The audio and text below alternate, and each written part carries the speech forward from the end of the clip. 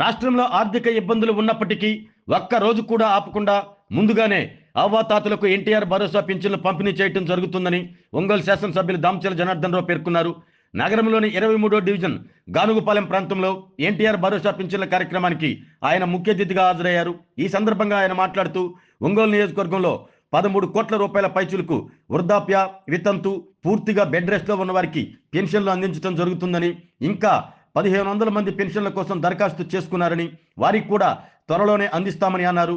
సంక్షేమం, అభివృద్ధి రెండు సమానంగా కూటమి ప్రభుత్వం ముందుకు తీసుకువెళ్తుందని, ఏ రాష్ట్రంలో లేని విధంగా ఎన్టీఆర్ భరోసా పింఛన్లు అధికంగా మన రాష్ట్రంలోనే అందించడం జరుగుతుందని ఆయన తెలిపారు.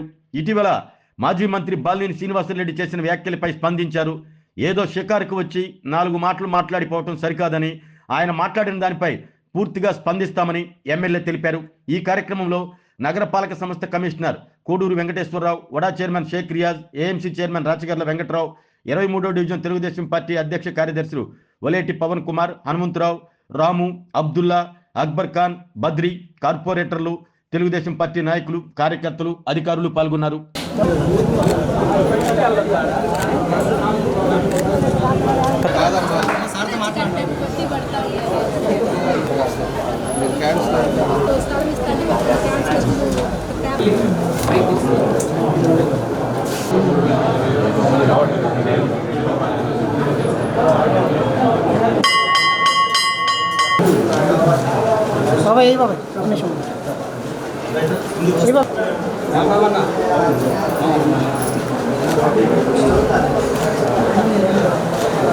ఆయనకి వేసిందే ఇది, ఆయనకి వేసినవి పెట్టుకుంటారు. తెలుసు తెలుసు.